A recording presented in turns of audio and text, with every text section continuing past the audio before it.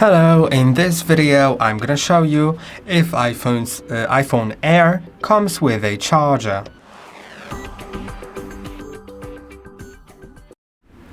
So you can see here I have the iPhone Air and I have its box.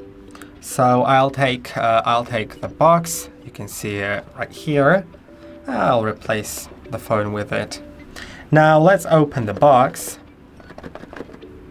Doesn't have a phone inside, so it comes out quite hardly.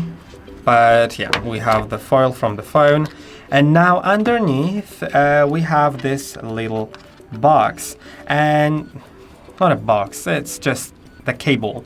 It's a braided USB-C to USB-C cable, so it fits your phone and fits a charger that supports USB-C, but there's no charger brick inside.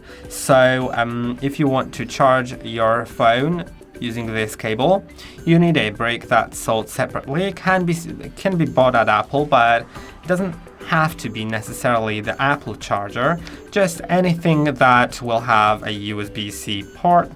And that's basically all you need, because yeah, the chargers aren't getting included anymore with most of the phones, especially these like more expensive phones for some reason.